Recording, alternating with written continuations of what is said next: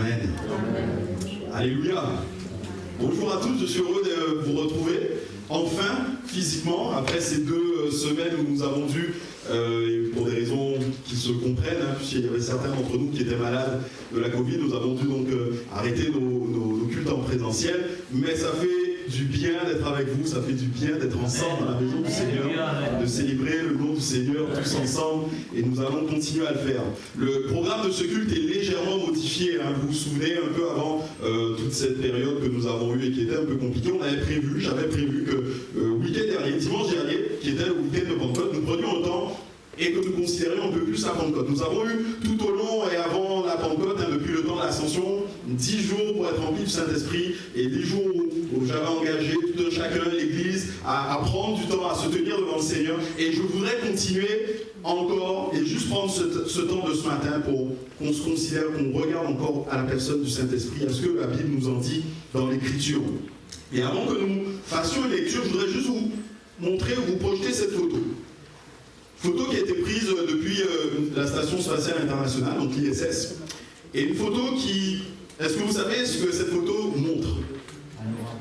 Avez-vous déjà vu un orage? Non, pas un orage. Un éclair non plus. Une partie de la Terre. Comment? Une partie de la Terre. Une partie de la Terre, oui, forcément. Ah, c'est un fleuve. C'est un fleuve, mais pas n'importe quel fleuve. Un fleuve qui est atypique. Ce fleuve, c'est l'Okavango. Est-ce que quelqu'un a déjà entendu parler de ce fleuve? Okavango. Est-ce que vous savez ce qu'il a de particulier, ce fleuve? Ce fleuve, en langage scientifique, alors je l'ai écrit, parce que ce fleuve est endoréique. Alors là, j'ai tout dit et j'ai rien dit. Ça vous informe pas beaucoup. Endoréique, en fait, c'est dire, et ça parle de tous ces fleuves, il n'y en a pas tant que ça, en tout cas, c'est le seul grand fleuve, qui ne se déverse pas dans la mer, mais ce désert, lui, en l'occurrence, se déverse dans un désert. Tous les fleuves, le Rhône, il va et descend jusqu'à la Méditerranée, les Bouches du Rhône.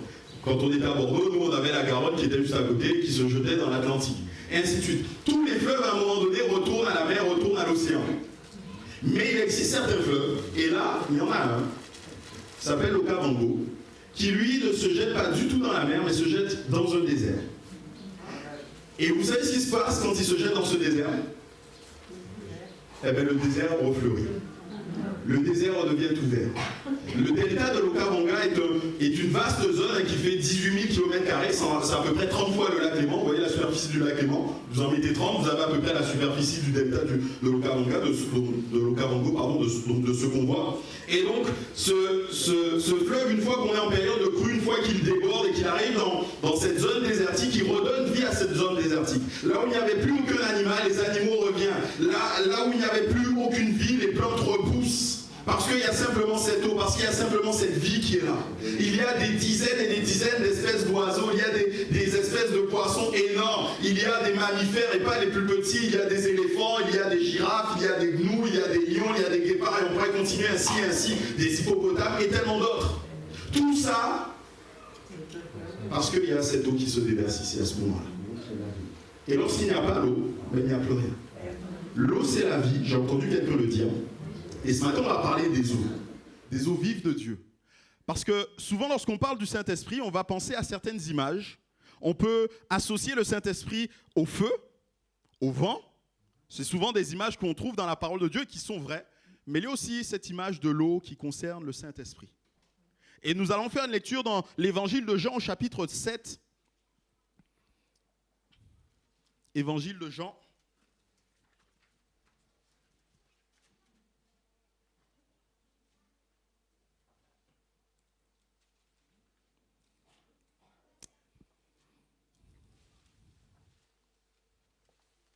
Chapitre 7, et ce verset, nous le lisons, ces versets, nous les lisons. Le dernier jour, le grand jour de la fête, Jésus, se tenant debout, s'écria, « Si quelqu'un a soif, qu'il vienne à moi et qu'il boive. Celui qui croit en moi, des fleuves d'eau vive couleront de son sein, comme dit l'Écriture. Il dit cela de l'Esprit que devaient recevoir ceux qui croiraient en lui, car l'Esprit n'était pas encore, parce que Jésus n'avait pas encore été glorifié. Amen. Si quelqu'un a soif, qu'il vienne à moi et qu'il boive.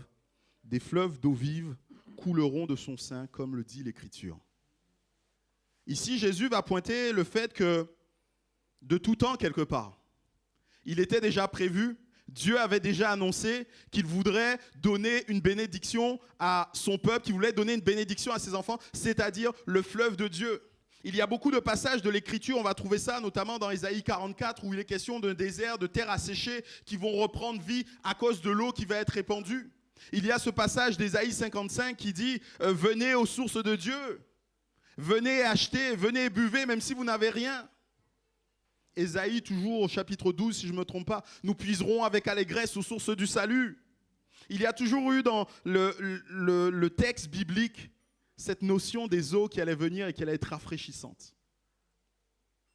Et on trouve, entre autres, des prophéties qui nous en parlent. Et une prophétie qui est bien connue, et je vous invite à tourner vos Bibles dans le livre de l'Ézéchiel, dans les livres du prophète Ézéchiel au chapitre 47. Et là, on a une description du torrent qui sort du temple de Dieu. Vous connaissez le début de ce passage où on voit le temple qui est là posé, et à côté du temple il y a ce petit courant d'eau qui va de plus en plus. On mesure 1000 coudées, alors il rentre, il en a aux chevilles, le prophète va mesurer 1000 autres coudées, il en a aux genoux, à la hanche, jusqu'à ne plus pouvoir entrer dans ce fleuve, jusqu'à être débordé par tout ce que ce fleuve pouvait apporter. Et ensuite, au partir du verset 6, il nous est dit « As-tu vu, fils de l'homme ? Et il me ramènera au bord du torrent. Quand il m'eut ramené, voici, il y avait au bord du torrent beaucoup d'arbres de chaque côté. Il me dit, cette eau coulera vers le district oriental, descendra dans la plaine et entrera dans la mer. Lorsqu'elle sera jetée dans la mer, les eaux de la mer deviendront saines. Tout être vivant qui se meut vivra où le torrent coulera, et il y aura une grande quantité de poissons, car là où cette eau arrivera,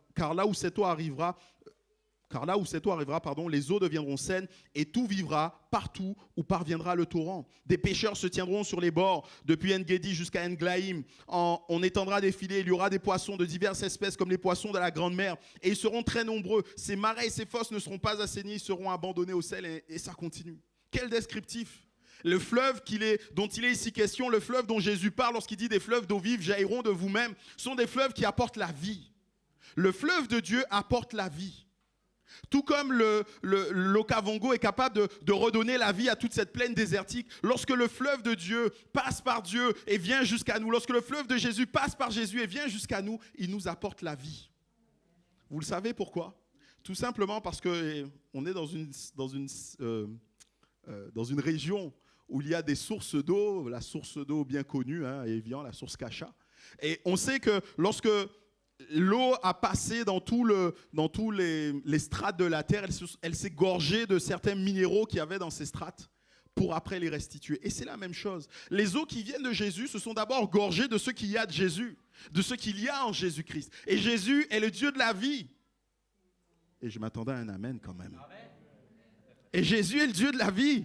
Et parce qu'il est le Dieu de la vie, ces eaux sont capables d'amener et de nous donner à nous, à chacun d'entre nous, la vie. Et la vraie vie, pas simplement une vie physique. Nous l'avons tous, cette vie physique. Et nous en remercions le Seigneur. Mais bien plus que cette vie physique, il a dit lui-même, il est venu donner une vie abondante à ses brebis. Je veux donner une vie abondante, c'est-à-dire une vie qui est tellement plus que simplement le fait de respirer. Une vie qui est tellement plus que simplement le fait de pouvoir dire « je me meus et je peux aller où je veux ». La vraie vie, la vie éternelle. Celle dont nous avons besoin parce que nous sommes morts spirituellement. Celle dont nous avons besoin parce que nous sommes éloignés de Dieu. La vie éternelle, c'est qu'ils te connaissent, toi le seul vrai Dieu, dira Jésus-Christ. C'est-à-dire d'être proche de Jésus, de se nourrir de ce que lui est capable de nous donner, de ce que lui donne. Les eaux sont capables de nous apporter la vie éternelle. Mais elles sont aussi des eaux qui assainissent. Il y a dans ce passage que nous avons lu qui nous est dit « les marais et ses fosses seront assainis ». Il est question là ici de quelque chose qui sera nettoyé, de quelque chose qui ne sera plus comme il était avant, de quelque chose de sale. Je ne sais pas si vous avez déjà vu un marais. En général, les marais, ce n'est pas des endroits qui sentent très bons. Parce qu'il y a de l'eau qui stagne, il y a de la matière en décomposition. Ce n'est pas très agréable. Et là, il nous est dit que les eaux vont nettoyer, vont purifier tout cela. La Bible nous parle souvent de purification dans nos cœurs. Le Saint-Esprit vient faire une œuvre de purification. La Bible appelle même ça des fois le fait d'émonder. Vous savez, le fait de couper, d'enlever quelque chose. Oui, la purification que le Saint-Esprit veut agir, veut accomplir au fond de nous, passe par bien des fois ôter des choses de nous pour nous donner quelque chose de bien meilleur. Je vous donnerai un cœur nouveau. Je mettrai en vous un esprit nouveau. J'ôterai de votre cœur le cœur de pierre et je vous donnerai un cœur de chair. Oui, Dieu est capable de le faire et ces fosses que nous avons, des fois des fosses dans lesquelles nous allons nous ressourcer. Vous savez, on vit dans un monde qui est stressant. On vit une période stressante. On entend à chaque fois, à chaque journal, lorsqu'on parle de la Covid, de la situation, on entend aussi les Français sont déprimés, les Français n'en peuvent plus. Et on a tous besoin d'avoir ce sas de décomposition. On a tous besoin d'avoir ce sas de décompensation, pardon. Et on a tous besoin de pouvoir respirer. Et là, depuis que les règles ont été assouplies, on voit les personnes sortir et à longueur de journée, on entend des interviews et tout ça, et les gens disent on respire, on revit. Mais est-ce vraiment la vie, cela? Il y a tellement plus. Dieu veut nous donner tellement plus. Et ensuite, l'autre action que je veux noter avant qu'on puisse continuer, c'est que le fleuve attire. Il va attirer. Parce qu'il y a le fleuve, il y a de l'eau qui va être là, parce qu'il y a cette vie, les poissons et tout, et toute la vie va se développer autour de ça. Et quelque part, ça nous parle de ce que nous devons être, nous aussi, en tant que chrétiens. Lorsque nous avons vécu l'expérience des fleuves de vie de Jésus-Christ, qui traversent Jésus-Christ, qui arrivent jusqu'à nous, qui nous ont apporté la vie, qui nous ont assainis, cela doit attirer. Cela doit interpeller les autres. Cela doit donner envie aux autres de vivre ce que nous vivons. Si quand ceux qui vous connaissez, vous leur parlez du Seigneur Jésus et vous regardent et disent « Mais si c'est pour être comme toi, j'en ai pas envie », c'est peut-être parce qu'il y a un problème dans votre manière de vivre. On n'est pas là, bien sûr, pour copier le monde. Mais la manière dont nous avons de vivre doit interpeller. La manière dont on a de vivre doit donner fin. Parce que là où on est, il y a la vie. Il est question de ces pêcheurs qui vont venir et qui vont jeter des filets. Et là, ce n'est pas une pêche miraculeuse, mais c'est tous les jours la pêche miraculeuse qu'ils vont faire. Parce qu'il y a la vie. Parce qu'il y a la vie. Si quelqu'un a soif, qu'il vienne à moi et qu'il boive. Celui qui croit en moi, des fleuves d'eau vive couleront de son sein, comme dit l'Écriture. Et Jean rajoute au verset 39, il dit cela de l'Esprit que devaient recevoir ceux qui croiraient en lui, car l'Esprit n'était pas encore parce que Jésus n'avait pas encore été glorifié. En fait, Jean va rajouter une note. Vous savez, le verset 39, ce n'est pas du tout quelque chose qui a été dit, mais c'est Jean qui, lorsqu'il écrivait son évangile, a dit, je vais rajouter une note pour que ça soit bien compris, pour que tout le monde sache de quoi Jésus parlait à ce moment-là. Et il dit, l'Esprit n'avait pas encore été donné parce que Jésus n'avait pas encore été glorifié. Qu'est-ce que la glorification de Jésus? La glorification de Jésus, c'est sa résurrection et son ascension. Maintenant qu'il est à la droite du Père, Jésus-Christ est glorifié. Et à quel moment s'est produite cette glorification? Au moment de l'ascension, elle était complète. Jésus est remonté au ciel, a laissé ses disciples sur la terre. Et qu'est-ce qui s'est passé après cet événement en rapport avec le Saint-Esprit? Parce que c'est ce que Jean nous dit. Jean nous dit que Jésus n'avait pas encore été glorifié, donc l'Esprit n'avait pas encore été donné. Mais maintenant qu'il est glorifié, l'Esprit est donné. Qu'est-ce qui s'est passé depuis l'ascension? Vous le savez, acte 2. Le jour de la Pentecôte, ils étaient tous ensemble dans un même lieu. Tout à coup, il vint du ciel comme un bruit, celui de vent impétueux. Il remplit toute la maison où ils étaient assis. Des langues semblables à des langues de feu leur apparurent, séparées les unes des autres et se posèrent sur chacun d'eux. Et ils furent tous remplis du Saint-Esprit et se mirent à parler en d'autres langues, selon que l'Esprit leur donnait de s'exprimer. Ce qui s'est produit après l'ascension en rapport avec le Saint-Esprit, c'est le baptême dans le Saint-Esprit. Et ce que Jean est en train de nous dire tout simplement, c'est que tout ce passage, ou en tout cas toutes ces paroles de Jésus, et on va s'arrêter maintenant sur ces paroles, mais toutes ces paroles de Jésus ont rapport et ont à voir avec le baptême dans le Saint-Esprit. Si quelqu'un a soif, qu'il vienne à moi et qu'il boive. Je pense que Jésus nous donne ici des étapes à suivre, tout simplement un chemin à emprunter. Vous savez, lorsqu'on doit aller quelque part, c'est bon, aujourd'hui on a tous des téléphones avec le GPS, donc on rentre l'adresse et on suit gentiment ce que dit le GPS. Mais quand on n'avait pas de GPS, c'était mieux d'avoir des indications. Je me souviens, nous, aux Antilles, les indications étaient plutôt assez folkloriques. Hein. On prenait tout ce qu'il y avait autour de nous. Il y avait un manguier, là. Donc voilà, au pied du manguier, il y a un cochon. C'est le cochon de monsieur Untel. Tu tourneras après. Enfin voilà, c'était comme ça qu'on donnait les indications. Et on arrivait à se trouver. Dès qu'on a les bonnes indications et dès qu'on suit les indications, il n'y a pas de problème. Et là, Jésus nous donne des indications. Et la première de ces indications, c'est avoir soif. Avoir soif. Avec l'âge, on peut perdre la perception de la soif. C'est pas qu'on a plus soif, mais c'est simplement qu'on ne se rend plus compte qu'on a soif. On va être déshydraté et on va même pas s'en rendre compte. À quoi reconnaît-on la soif? Qu'est-ce que la soif? C'est le fait de vouloir ardemment quelque chose, le fait de s'attendre à avoir quelque chose, de le recevoir, de vouloir cette chose par-dessus tout. La question, c'est avez-vous soif? Lorsque vous n'êtes pas dans la présence de Dieu, lorsque vous n'avez pas encore ouvert votre Bible le matin, lorsque vous n'avez pas encore prié, est-ce que vous avez soif de Dieu? Est-ce que lorsque vous ne pouvez pas participer aux réunions, est-ce que vous dites, mais j'ai peut-être raté quelque chose d'important? Quelle est ma part de bénédiction? Pour ceux qui étaient avec nous le jeudi par Zoom, je parlais et je prenais cet exemple que j'ai vécu de cette jeune fille alors que j'étais encore à Bordeaux dans le groupe de jeunes. On avait vécu un week-end où le Seigneur nous avait visités et nous avions été baptisés dans le Saint-Esprit. Il y avait eu des dons communiqués et ainsi de suite. Et on était super joyeux en revenant. Et elle n'avait pas vécu ça. Et elle était meurtrie au fond d'elle-même parce qu'elle aurait tellement voulu vivre ça. Et là, elle était en train de se plaindre, entre guillemets, devant Dieu, dire « Mais Seigneur, tu vois, j'aurais tellement voulu moi aussi être béni. Je voulais y aller, mais je travaillais, tu sais très bien que je ne pouvais pas. Et j'ai un cœur et je m'attendais et je voulais ça. » Et alors qu'elle était là en train de prier devant le Seigneur, tout simplement en se coiffant devant sa glace, elle aussi a été bénie. Elle aussi a reçu sa bénédiction et s'est mise à parler en langue à ce moment-là, a été baptisée dans le Saint-Esprit à ce moment-là, tout simplement parce qu'il y avait cette soif en elle, parce qu'elle voulait, parce qu'elle s'attendait à quelque chose. On peut ne pas être conscient de notre soif. Êtes-vous conscient que vous avez besoin du Saint-Esprit? Êtes-vous conscient que vous avez indispensablement besoin du Saint-Esprit? Le Seigneur ne va pas nous l'imposer, mais le Seigneur va nous le recommander fortement. Il ne nous impose pas de le faire, mais il nous dit que ce n'est pas une option. Comme il se trouvait avec eux, acte 1, verset 4, il leur recommanda de ne pas s'éloigner de Jérusalem, mais d'attendre ce que le Père avait promis. Ce que je vous ai annoncé, leur dit-il, car Jean a baptisé d'eau, mais moi, dans peu de jours, vous serez baptisés du Saint-Esprit. Jésus leur a recommandé, Jésus leur a dit, mais c'est important, n'allez pas plus loin, ne faites rien si vous n'avez pas reçu le Saint-Esprit. Chacun de nous reçoit le Saint-Esprit lorsqu'on croit à Jésus-Christ. Chacun de nous est comme, et c'est l'image que je prends souvent avec les baptisés quand j'essaie de leur expliquer cela, mais c'est comme si on prenait un verre et qu'on buvait. On a reçu le Saint-Esprit. Mais le baptême dans le Saint-Esprit, c'est sauter dans le lac plutôt que de simplement boire un verre. C'est évoluer dans ce domaine qui est le Saint-Esprit, plutôt que simplement prendre un verre et se laisser remplir de l'intérieur. C'est plonger tout entier. Et c'est là ce que nous avons besoin. Avoir soif est l'attitude qui fera la différence entre ceux qui sont simplement des spectateurs, ceux qui sont même des fois des moqueurs, et ceux qui vont vivre pleinement ce que Dieu veut, ce que Dieu attend, ce que Dieu a promis. Il faut avoir soif.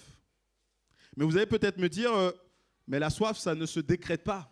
Je ne peux pas avoir soif si je n'ai pas soif. Quand on entend cette phrase, on pourrait se dire, c'est vrai, ça a l'air pas bête, mais c'est faux. C'est faux. La soif se provoque. Et vous avez pour preuve toutes les publicités que vous pouvez voir chaque jour.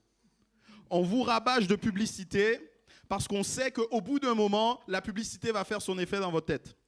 Et que vous direz, lorsque vous serez au centre commercial, « Ah, j'ai peut-être besoin de ce produit parce que… » Et vous allez vous rendre compte que vous connaissez bien le slogan de ce produit. Si jamais quelqu'un vous parle de quelque chose, vous exposez un problème, je ne sais pas, vous dites que vous avez une tache de vin sur un vêtement et vous ne savez pas comment la faire partir, cette personne va vous dire « Ah oui, mais moi j'ai acheté tel produit et ça fonctionne. » Cette personne est en train de créer la soif en vous. Et vous allez chercher à avoir ce produit pour vous aussi expérimenter ce qu'elle est en train de dire. La soif peut se provoquer. Et pour se provoquer, il faut s'exposer de manière répétée à quelque chose pour avoir soif de cette chose. Pour avoir soif de Dieu, il nous faut passer du temps avec Dieu.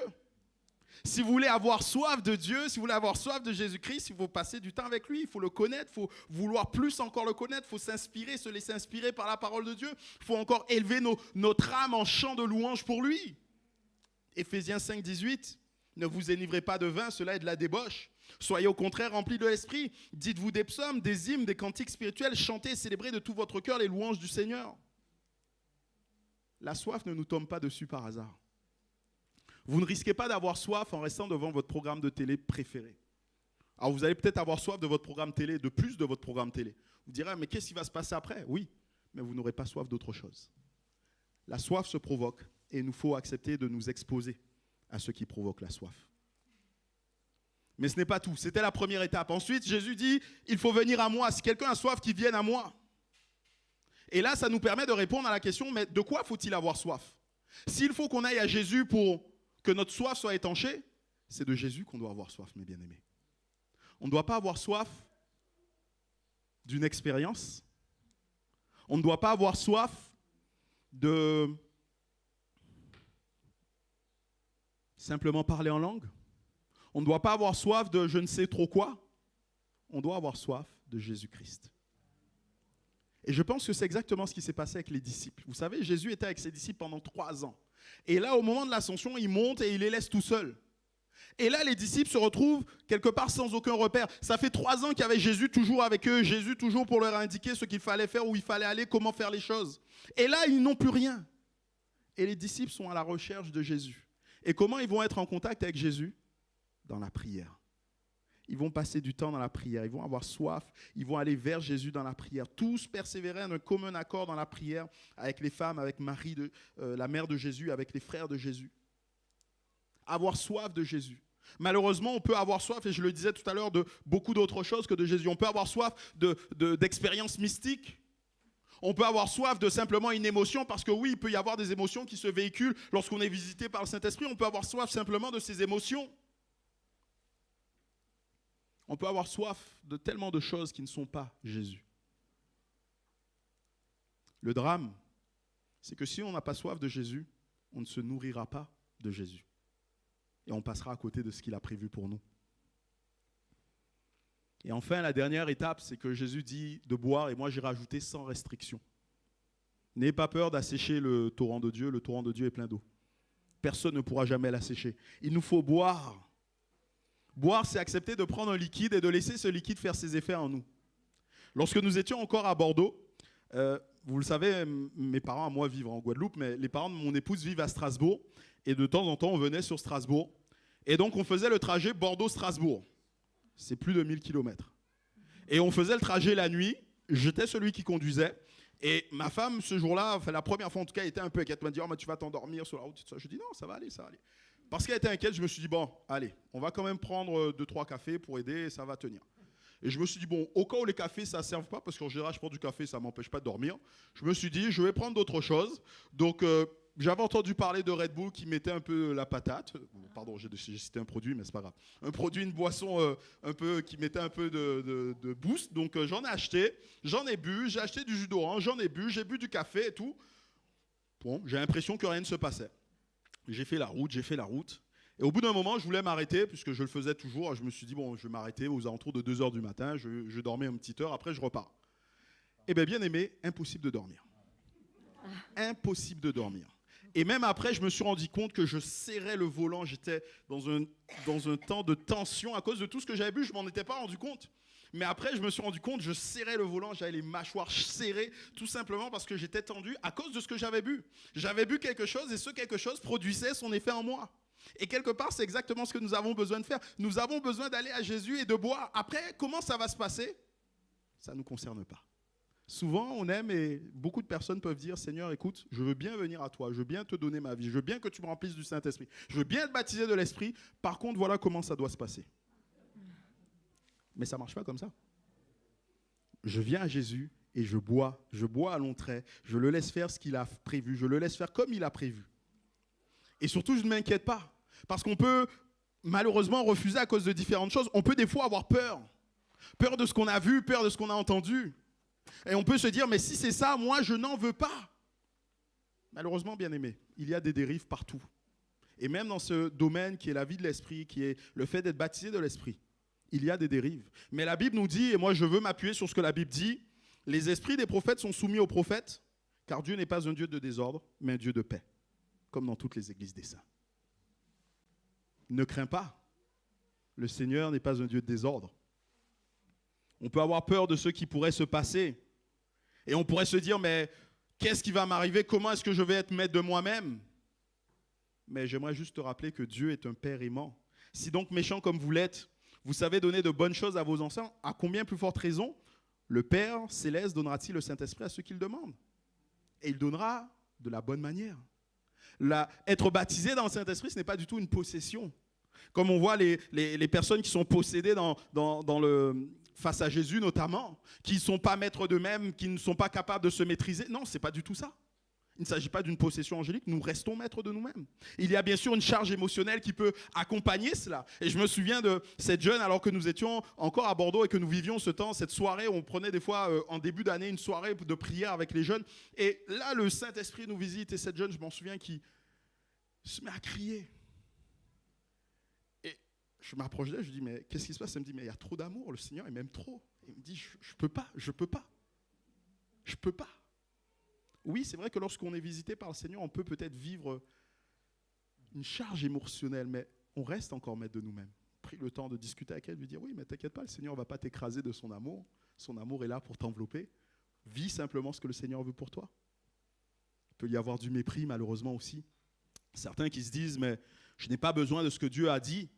C'est Jésus lui-même qui l'a dit, mais bien aimé. Moi, je n'ai rien d'autre à dire que Jésus l'a dit. Jésus a dit, recevez. Attendez et recevez. Peut-être aussi de la méconnaissance ou une mauvaise compréhension de la parole de Dieu.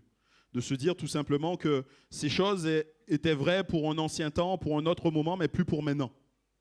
Non, je ne le crois pas. Dieu a donné son esprit pour chacun d'entre nous. Depuis le jour de la Pentecôte, ce jour de la Pentecôte, le Saint-Esprit a été révélé, a été donné à toute l'Église et maintenant nous pouvons nous saisir de ce Saint-Esprit et vivre le baptême de l'Esprit comme Dieu l'a voulu. Je vais terminer parce que je voudrais compris, j'avais dit que je serais encore moins long, mais désolé. Des formations professionnelles, je parle beaucoup. Mais je termine juste par ça.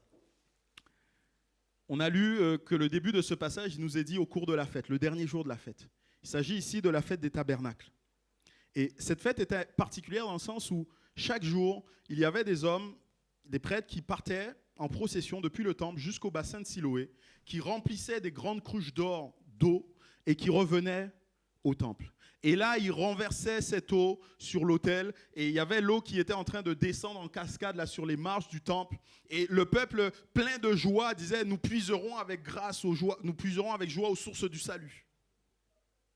Et là, c'était pour eux l'occasion de se rappeler que Dieu avait pourvu en eau. Vous savez, lorsqu'ils étaient dans le désert, ils ont demandé à Dieu de l'eau et Dieu a donné de l'eau. Mais c'était aussi pour eux l'occasion de commencer à prier, de demander au Seigneur, Seigneur, la récolte va se faire, nous avons besoin de la pluie. Envoie ta pluie pour la récolte qui est à venir. Envoie ta pluie pour la récolte qui est à venir. On va faire ça tout à l'heure. Et quelque part, en repensant à ce contexte, je me suis dit, mais ça devrait nous interpeller. Moi, je suis heureux, je suis né dans une famille chrétienne, j'ai grandi dans une église pentecôtiste. Je suis heureux de ce que le Seigneur ait envoyé son eau au travers du rocher qui est Jésus-Christ. Que nous ayons pu en bénéficier. Quand je parle de l'eau, comprenez bien que je parle du Saint-Esprit ici. Que nous ayons pu en bénéficier. Mais quand je regarde ce qu'il y a devant moi, je me dis, mais Seigneur, la récolte est encore là. J'ai besoin de ton eau pour demain. J'ai besoin encore de ce que tu es capable de donner. Je ne veux pas simplement rester sur cette eau qu'on a reçue, sur ce rocher qu'on a reçu dans le désert, mais on a besoin de quelque chose d'autre pour demain. Et c'est à ce moment-là que Jésus se lève et qu'il dit, si quelqu'un a soif, qu'il vienne à moi et qu'il boive. Si vous êtes comme moi, parce que je me mets dans l'eau, si vous êtes comme moi à vous dire, mais je ne peux pas juste rester sur l'eau que j'ai reçue de ce rocher. J'ai besoin encore de la pluie qui va venir. Sachez que Dieu, Jésus, vous a donné le chemin à suivre. Avoir soif, venir à lui et boire. Et ce qu'on va faire dans les quelques minutes qui nous restent, c'est vrai que j'ai débordé, mais on va prendre le temps quand même. On va prendre le temps d'avoir soif. On va prendre le temps de venir jusqu'à Dieu et on va prendre le temps de boire tout simplement. Je le disais tout à l'heure, il est possible d'avoir soif. On peut se donner soif en se mettant au contact, à proximité de ce que Dieu a voulu, de ce que Dieu veut pour nous. Et on va commencer en lisant ce premier psaume, ce premier passage de l'Écriture.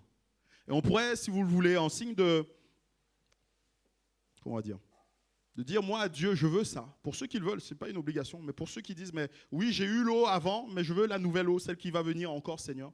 Pour ceux qui sont comme ça et qui veulent avoir soif, on pourrait se lever à nos places, si vous le voulez bien. Et on va lire ensemble ces passages. J'en ai choisi quelques-uns qui, tout au long de l'Écriture, nous parlent du Saint-Esprit. On va lire ces passages, et après quoi, on va se tenir devant Dieu, on va se laisser encore remplir de Dieu. Sache, et c'est Dieu qui parle, que j'ai choisi Betsaléel, fils d'Uri, fils de Hur, de la tribu de Juda. Je l'ai rempli de l'Esprit de Dieu, de sagesse, d'intelligence et de savoir pour toutes sortes d'ouvrages. Je l'ai rendu capable de faire des inventions, de travailler l'or, l'argent, l'airain, de graver les pierres à enchâsser, de travailler les bois et d'exécuter toutes sortes d'ouvrages. Dans Joël 2, verset 28, un passage que nous connaissons bien et que nous aimons. Après cela, dit Dieu, en tout cas, je répandrai mon esprit sur toute chair. Vos fils et vos filles prophétiseront. Vos vieillards auront des songes et vos jeunes gens des visions. Même sur les serviteurs et sur les servantes, dans ces jours-là, je répandrai de mon esprit. Zacharie, ce n'est ni par puissance, ni par la force, mais c'est par mon esprit, dit l'Éternel des armées. Oula, on ne voit pas tout. Mais Actes, si je ne me trompe pas, ça commence au verset 4. Et Jésus leur recommanda de ne pas s'éloigner de Jérusalem, mais d'attendre ce que le Père avait promis, ce que je vous ai annoncé, leur dit-il. Car Jean a baptisé d'eau, mais vous, dans peu de jours, vous serez baptisés du Saint-Esprit. Acte 1, verset 8. Et on pourrait le dire tous ensemble, celui-là. Mais vous recevrez une puissance, le Saint-Esprit survenant sur vous, et vous serez mes témoins à Jérusalem, dans la Judée, dans la Samarie et jusqu'aux extrémités de la terre. Acte 2, on continue tous ensemble. Tout à coup, il vient du ciel un bruit comme celui de vent impétueux, et il remplit toute la maison où ils étaient assis. Des langues semblables à des langues de feu leur apparurent, séparées les unes des autres, et se posèrent sur chacun d'eux. Et ils furent tous remplis du Saint-Esprit et se mirent à parler en d'autres langues, selon que l'Esprit leur donnait de s'exprimer. Ne vous enivrez pas de vin, c'est de la débauche. Soyez au contraire remplis de l'Esprit. Entretenez-vous par des psaumes, par des hymnes, par des cantiques spirituels, chantant et célébrant de tout votre cœur les louanges du Seigneur. Et ce que nous allons faire tout simplement, c'est nous tenir là encore devant Dieu. On pourrait avoir quelques temps de prière et on pourrait l'exprimer par nos propres mots. Et chacun peut dire au Seigneur, oui, je veux, Seigneur, encore être rempli de toi. On peut le faire de manière très courte. On n'a pas besoin d'être long pour que le maximum puisse encore s'exprimer. Et après cela, on va prendre un temps où on va venir devant Jésus. On va prendre un temps de louange encore pour chercher Dieu. Et moi, je crois que dans la présence du Seigneur, nous allons vivre. Nous allons vivre que Dieu nous donne à boire. Dieu donne à boire à ceux qui ont soif. Et nous pouvons prendre ce temps. Commençons à prier, chacun dans nos cœurs. Laissons-nous encore conduire par le Seigneur. Seigneur, oui, avec mes bien-aimés, je veux moi aussi te dire que j'ai soif de toi. Je veux boire à longs traits à ton fleuve, Seigneur. Je veux me rassasier de ta présence, Seigneur. Viens me remplir encore, s'il te plaît, Jésus. Remplis-moi de toi, Jésus. Amen. Amen, Jésus. Amen.